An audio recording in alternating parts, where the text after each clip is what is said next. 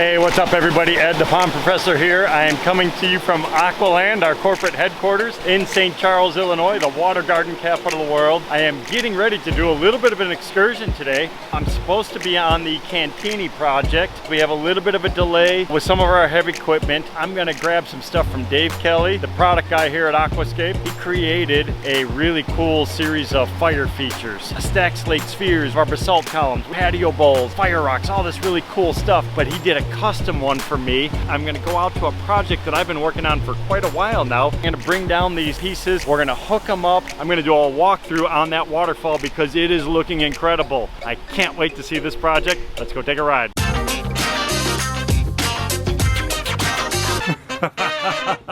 Out in Frankfort doing the finishing touches on this incredible stream intake bay on the natural pond.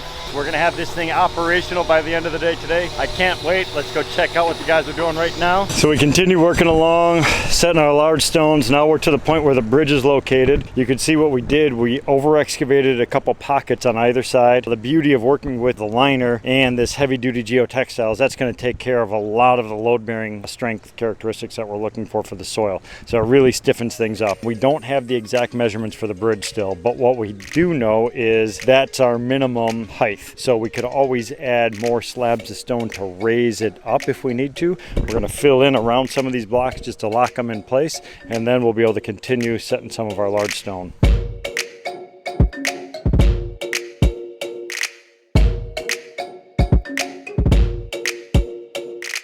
We're getting down to our last section of waterfalls. Literally the last one. That big old rock is going to come right over here. You can see Brent is flipping it right now. The top is going to become the bottom, and that's because that rock is perfectly flat. Look at that on the other side, which is awesome. So that is going to make an awesome waterfall right there. So that rock is going right there.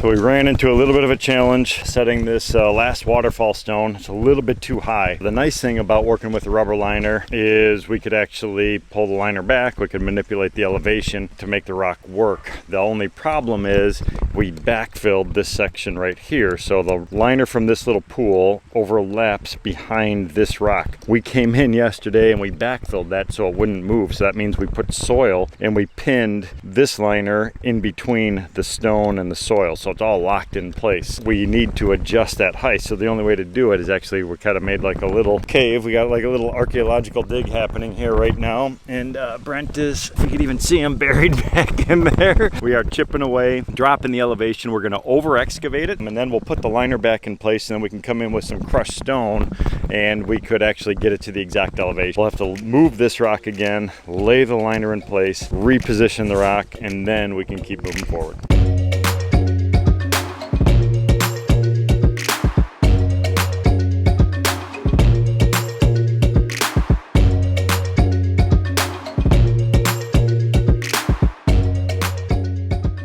So the challenging section that we've been working on right in here. It all started with the steel bridge that we had to put in to keep access going through. Then we shifted gears, moved up to the top, started doing work up in there. Then we had to shift again to come down here to connect those two together. Not an ideal situation, but sometimes it's what you have to do in order to get the project done. What we're doing right now is we're backfilling all of the retaining walls. So we have a waterfall on the other side of this. So now we're coming in with all this soil. We're gonna fill in behind the rocks to create a little bit of a planting bed.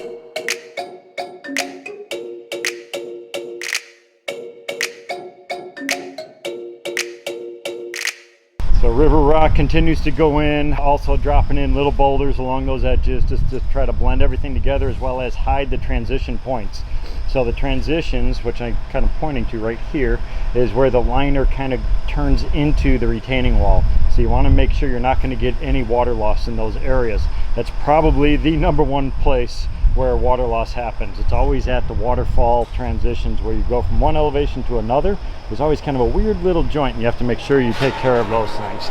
Let's come on up here. All right, Brent. We overdug everything before we set our main waterfall stones to give us the flexibility and play to position the rock how we want. We weren't landlocked on one side. On the other end, that leaves us with a big void right here where naturally we would lose a ton of water out of our stream bed that would go underneath our waterfall stone. So we level this off a little bit just with some river rock or crushed gravel and cut a piece of thick underlay fabric that will fit over the foam after we lay the 4-inch bead of foam, and that foam will be adhered directly to the underlay on top of the liner. So all of the water will be on top of the fabric at this point, and we'll put our new piece will be adhered on here. So we capture all of the water, it doesn't disappear under the rock, and then it'll be foamed up to the edge of the stone, so it'll create a pooling area which will go up and over the waterfall. And it looks like you've already foamed this corner over here. Yep. And you didn't need to put the fabric there, so what did you do over on that side? That side we are packed tight with soil. As we go further down here, downstream, we just put a bead of waterfall foam just so when the water gets on top of the waterfall stone, it doesn't disappear again, because we've captured it from this area after all this is installed. We don't want to lose it as soon as we get it on top of the waterfall stone, so that's why we foam that entire crack all the way down, so which will capture all of the water for the desired effect over the waterfall. Nice. All right.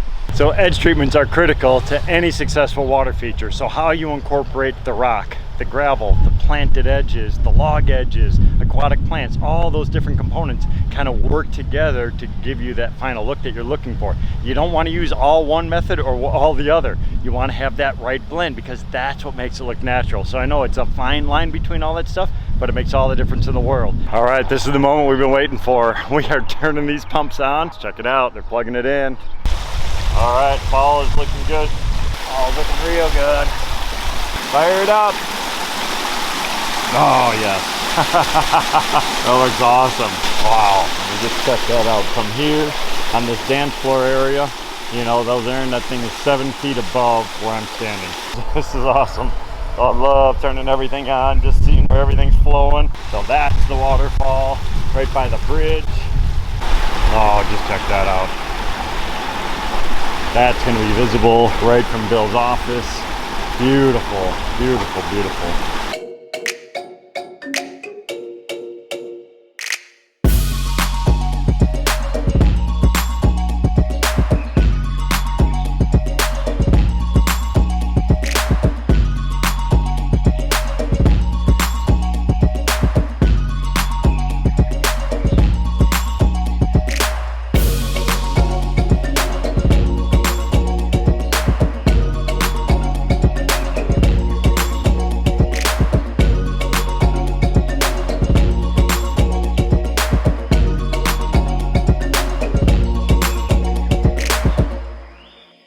So I just arrived over in Frankfort. Brent's already here. You can see here's his setup.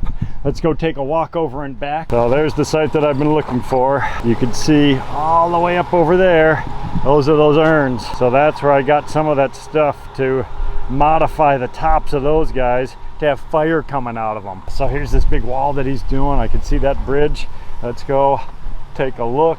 Here is the intake bay. This is ground zero. This is kind of where we started everything out. If you remember back in March, frozen ground, we were getting snowstorms, we were getting ice, but you could see by the action of this, it is working as designed. Look at all that turbulence in here. See all that stuff swirling around? So what we have, actually I could even see some of this material kind of has an orientation going inward.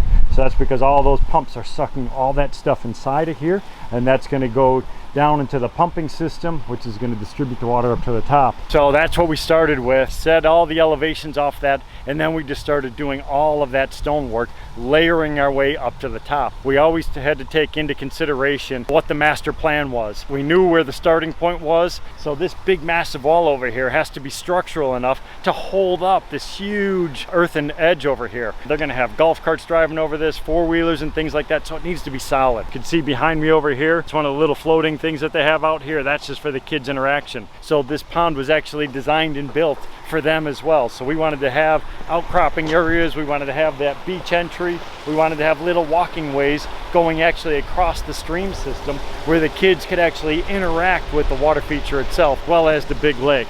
So you can see all that flow coming down, pushing everything out. We are getting a little bit of algal growth over in here, and then that's because end of summer, what I want to point out is the orientation of the water flow. we strategically located rocks down over in here during the construction process to push that current of water that direction. The reason we did that was because of the proximity. Right over here is our intake bay. What I didn't want to have happen was the water to discharge here and go quickly to the other side. It's going to limit the circulation pattern. You could also see he's got some aerators down in here, which are very important because they're going to bring up all that water from the bottom of the pond, and then we have that decorative fountain over there in the middle to help further aerate the entire system. A very simple fall down here in the bottom. You can see the thickness of that water coming over. I wanted a really thick, heavy push of water, blasting all that stuff out. You could see the effects of that. And then right above it, check that out. One of my favorite views right there. We have that beautiful bridge that they had, and then we have this big tall fall, and then this big stair step system over here on the side. And then underneath it, you can see another waterfall coming out from underneath the bridge. Just awesome. Gosh, I'm just speechless. We're at the bridge area.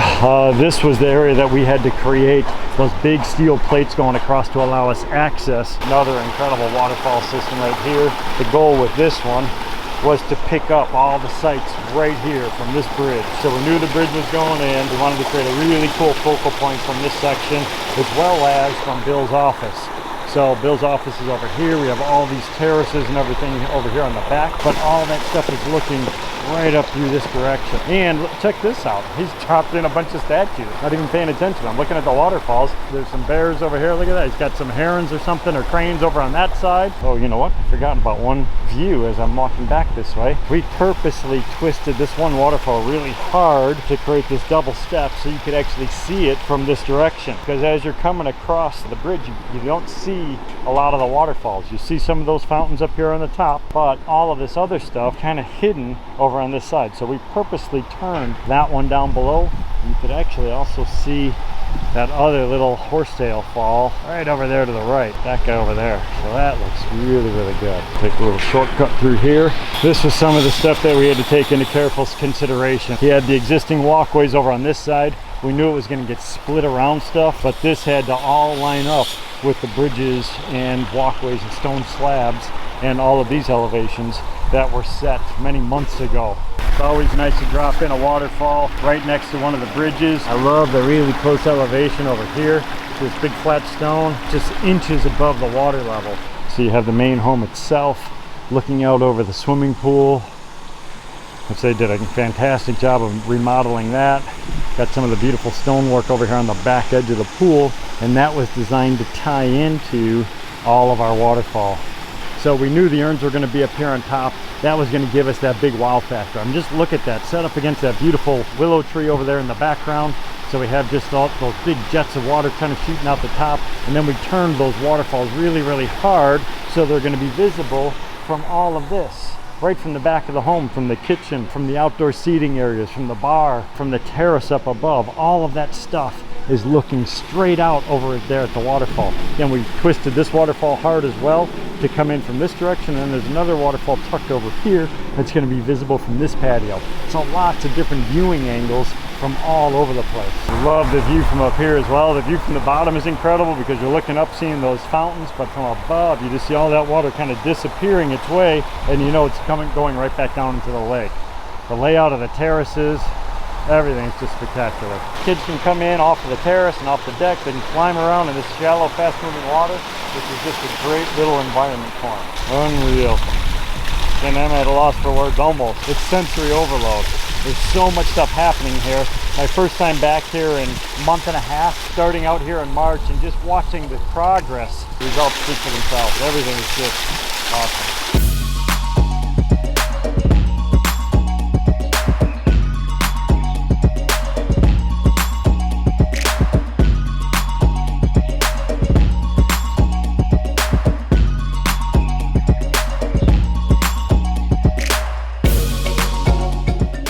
So one of my roles with Aquascape is to do R&D. So I work regularly with Brian, Chris, but more importantly, Dave Kelly and the entire product team to work on new products, new concepts, new ideas, new ways of doing things.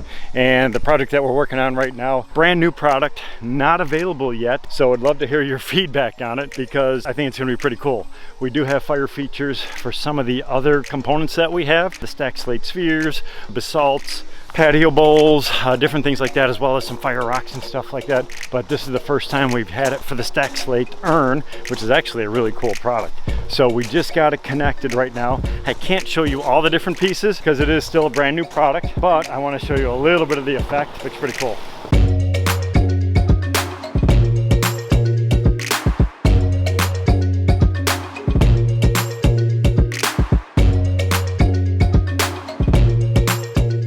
I hope you enjoyed this incredible project. It was a lot of fun building it. We had a ton of different challenges. It all came together in the end, even though it took many, many months, but it looks phenomenal and it's gonna continue to look better and better and better. I look forward to seeing you all on the next project.